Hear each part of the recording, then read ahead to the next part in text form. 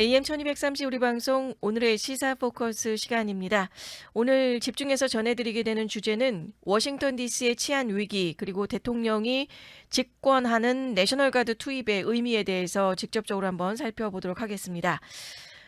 미국의 수도 워싱턴 DC에서 대통령의 직권으로 내셔널 가드 즉 주방위군이 투입이 되고 연방정부가 DC 경찰을 직접 통제하기로 한 긴급 조치에 대해서 깊이 살펴보겠습니다. 이 조치가 미국의 치안 역사상 매우 이례적인 사건이고 그 배경과 의미 그리고 앞으로의 전망까지 꼼꼼히 분석해 보겠습니다. 어제였습니다. 어제 오전에 워싱턴 DC에서 트럼프 대통령이 긴급 기자회견을 열고 오늘은 해방의 날이다라고 선언을 하면서 DC 경찰을 연방정부가 직접 통제하는 연방화 조치를 공식 발표했습니다. 아울러서 내셔널 가드 즉 주방위군을 DC에 투입해서 법과 질서를 확립하겠다고 밝혔습니다. 트럼프 대통령이 이날 워싱턴 DC의 살인율이 콜롬비아의 보고타, 멕시코시티 같은 치안이 악명 높은 세계 도시들보다도 더 높다고 주장을 했습니다. 특히 2023년 살인사건이 역대 최고 수준이고 차량 절도가 지난 5년 사이 2배, 차량 납치는 3배 이상 늘었다고 강조했습니다. DC 살인율이 10만 명당 41명이고 이건 세계 최고라면서 여러 도시와 비교하는 차트를 공개를 하기도 했습니다. 하지만 이 통계는 FBI가 공개한 공식 자료와 다소 좀 차이가 있습니다. FBI에 따르면 2024년 워싱턴 DC의 살인율이 10만 명당 약 27.5명 수준이고 보고타나 멕시코시티 등과 비슷하거나 다소 낮은 편입니다. 경찰청이나 FBI, 백악관 등의 기관별 통계 산출 방식 차이 그리고 시기의 차이 그리고 사회 변화가 통계 해석에 영향을 주면서 직접 비교가 쉽지는 않은 상황이 되고 있습니다.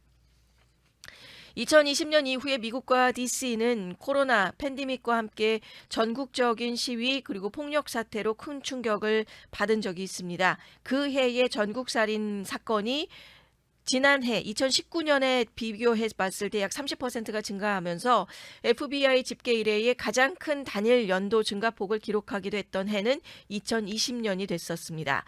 특히 DC에서는 청소년 범죄, 차량 납치 사건, 총격 사건이 급증을 했고 정부 직원과 인턴들이 공격을 당하는 등의 사회적인 불안감이 극대화되면서 2020년부터 25년 사이에 치안 불안이 가중되고 있었던 상황이었다라는 점이죠. 그리고 6월에는 21세 청년인 국회의원 인턴인 자킴 씨가 총격으로 숨지는 비극도 있었고 이처럼 치안 위기가 가시화되자 트럼프 대통령이 자치정부의 한계를 지적을 하면서 직접 개입 의지를 표명하며 어제 긴급 기자회견을 발표를 하게 된 것이었습니다.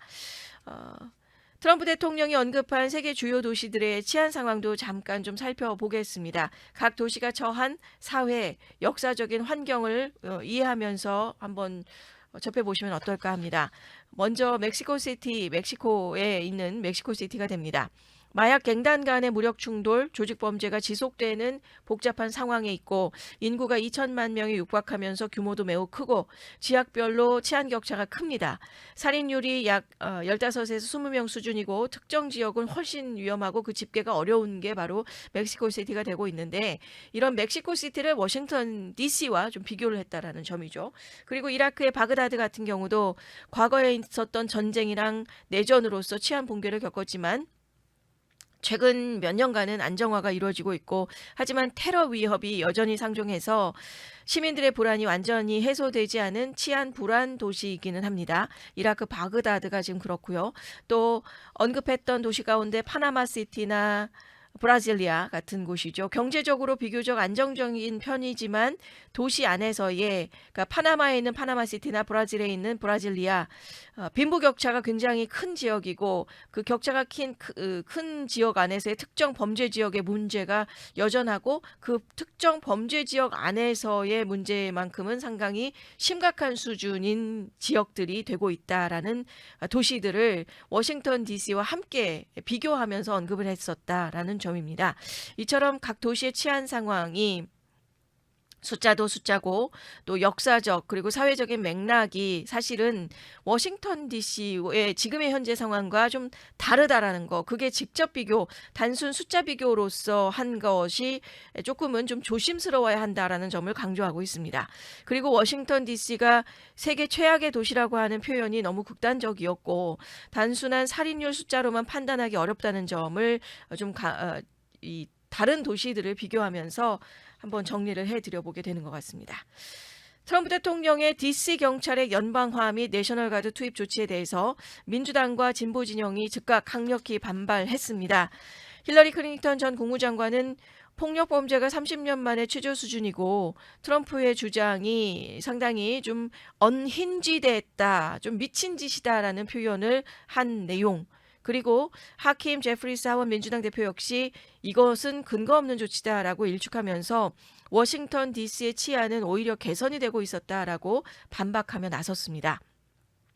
그리고 다수당의 민주당 의원이나 언론의 경우는 이번 조치가 지방자치권을 훼손하고 지방자치권의 그 파워를 좀 낮추는 권력 남용으로 지금 평가를 하고 있고, 특히 DC가 자치권을 가지고 있는 특수구역이 되고 있는데 이 수도라고 하는 부분 그리고 자치권을 가지고 있는 지역이고 주로서 스테이트라는 개념이 있지는 않지만 그 안에서의 자치구가 되고 있는 지역인데 연방정부가 직접적으로 개입한다라는 건 전례 없는 행위다라고 강조를 하고 있습니다.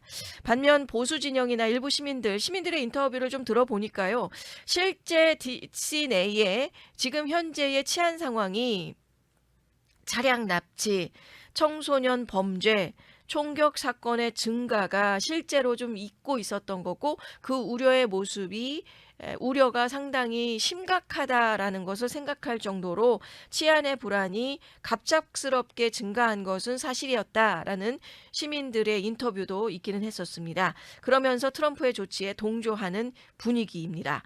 소셜미디어에서도 민주당 지도부를 범죄자 옹호라고 비난하는 목소리도 이어지고 있고 또 치안 통계가 복잡하고 또 수치마다 해석 차이가 있기 때문에 정치적인 입장에 따라서 지금 현재 전혀 다른 메시지가 나오고 있다라는 점도 우리가 살펴보게 됩니다. 이번 내셔널가드 투입 그리고 경찰의 연방화 조치가 치안 대책을 넘어선 상징적인 정치적인 의미도 좀 담고 있는 것 같습니다. 먼저 워싱턴 DC 자치정부법이라는 District of Columbia Home Rule Act가 있습니다. 제 740조, 이것을 근거로 해서 트럼프 대통령이 긴급 기자회견을 열게 됐었던 것인데요.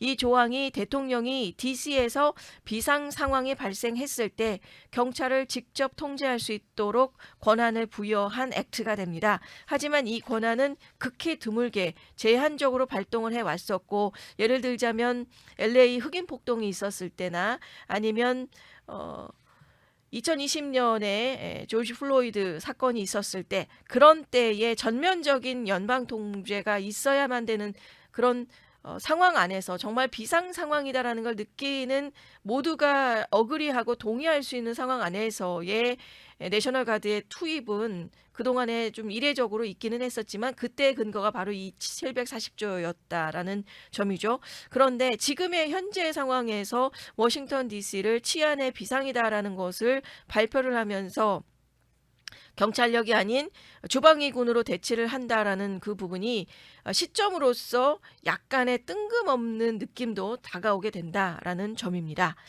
워싱턴 DC에서는 자치정부법이 또 있게 되고 이 법이 740조라는 게 1973년에 제정된 연방법이고 워싱턴 DC에 대해서 연방정부가 아닌 주민에 의한 자치정부 운영이 가능하게 된 법이었었고 그 안에서 DC 주민들이 시장과 의회를 선출을 하고 도시행정을 운영할 수 있게끔 일정 권한을 부여한 법이 됐었습니다.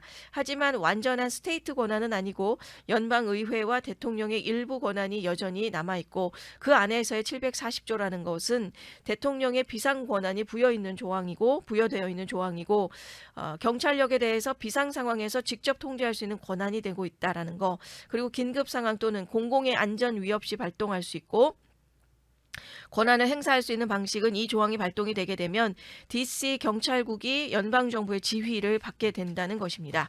이를 통해서 연방정부가 경찰의 지휘체계를 일시적으로 장악을 하고 비상 대응을 강화할 수 있게 됩니다.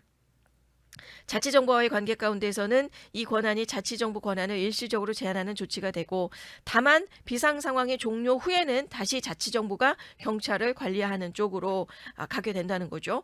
그리고 DC 같은 경우 연방 수도라고 하는 특성상 완전한 주가 아니기 때문에 연방 정부가 안전과 질서 유지에 대해서 특수한 권한을 가지는 DC라는 특수 상황이 이 긴급 기자회견을 열게 됐었던 배경이 되고 있었다라는 거고, 특히 제740조가 워싱턴 DC 내의 치안과 공공질서가 심각하게 위협을 받았다.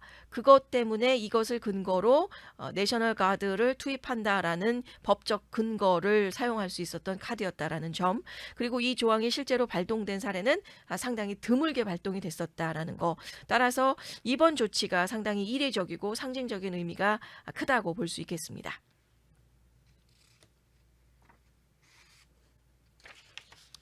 경찰의 지휘권을 일시 장악하면서 단기적으로 좀 가능한 부분, 그리고 비상사태라고 하는 명분이 필요했고, 그 명분이 결국은 워싱턴 DC가 세계의 범죄가 많게 심각한 지역인 그 도시들과 못지않은 워싱턴 DC의 치안 상황이 되고 있었다라는 그것이 이제 명분으로 좀 필요했었던 점이 아니었을까 하는 점이고요. 그리고 법적으로는 또 이번 그 740조 1973년 법에 근거했었던, 하지만 이 또한 단기적이고 한시적으로만 가능하다라고 하는 겁니다. 단기, 한시적인 좀 의미라고 한다면, 대통령이 비상사태를 선포하고 DC 정부 권한을 제한 대체할 수 있지만 이 권한이 비상사태가 존재하는 기간 동안만 유지가 됩니다. 비상사태 기간이 명확히 며칠이다라고 못 박지는 않고, 대신 위기 상황이 해소되는 즉시 종료해야 된다는 원칙이 있습니다. 다른 비상권한 법들과 좀 비교를 해봤을 땐 통상 7일에서 30일 이내가 한 번의 그 단기로 간주가 되게 되고요. 예를 들자면 자연재해에서의 피마 권한이 30일 단위로 갱신이 되는데, 이러한 30일 단위 아니면 연방 비상사태 선언을 하고 스태포드 액트를 위해 근거로 해서 보통 수주 내지는 수개월 이렇게 갈 수는 있겠지만, 그게 또 연장을 할 때에 연장하는 상황에서의 또 법적인 근거, 이 명분이 분명해야 될 것이고, 단 정치적인 반발이 또한 예상이 되는 부분이 있다라는 점입니다. 그래서 지금 발표한 건 장기적인 점령이 아니고 필요하면 계속 갱신, 그런 방식의 단기 장악일 가능성이 높고, 첫 발동 시에 2에서 한 4주 정도의 범위가 관례고, 이를 매번 비상사태 재선언으로 연장을 할 수는 있다라는 점. 하지만 실제 치안 위기 증거 없이 장기간 연장을 하게 되면 의회, 법원, 또 언론, 민심의 그 강한 견제를 받을 가능성은 크다라는 점입니다. 그렇게 봤을 때 경찰 지휘권의 일시 장악이 첫 발동 시 보통 한 2에서 4주 범위가 될 것으로 보이고 있고요. 상황이 안정이 되면 즉시 권한을 반환하고, 이 연장이 위기 지속이라는 명확한 근거가 있을 때만 가능하다, 이렇게 운영되는 게 원칙으로 자리를 하게 됩니다. 어쨌든 어제 이렇게 긴급 기자회견을 열게 되면서 내셔널 가드가 투입이 되고, DC에서의 경찰력을 내셔널 가드로서, 주방인군으로서 지금 작동하게 되는 워싱턴 DC가 됩니다. DC 내의 순찰 강화, 범죄 억제 효과를 우리는 기대를 할 수가 있겠습니다. 워싱턴 DC의 치안 문제가 사회 구조적인 문제와도 긴밀히 연결돼 있고, 또 경제적인 빈곤과 실업, 또 교육 격차나 청소년 지원의 부족, 마약과 조직 범죄, 경찰과 지역사회 간의 분신과 소통 부재라는 부분을 생각을 해봤을 때, 이 복합적인 원인이 해결되지 않으면 일시적인 치안 강화만으로 근본적인 변화가 어렵다는 점도 워싱턴 DC의 현재적인 사회 구조적인 문제도 깊이 있게 살펴볼 필요가 있을 것 같습니다. 따라서 향후에 입법 차원에서의 경찰 개혁, 지역사회 기반의 프로그램을 확대하고 경제, 교육, 정책 강화가 병행이 되어야겠습니다. 또한 이번 사태가 미국 내의 연방정부와 지방정부의 권한 분배를 다시 불러일으킬 것이고, DC 자치권을 존중하면서도 시민 안전을 확보하는 균형점을 찾는 일이 앞으로 정치권과 사회 전반에 큰 과제로 남을 것으로 예상이 되고 있습니다.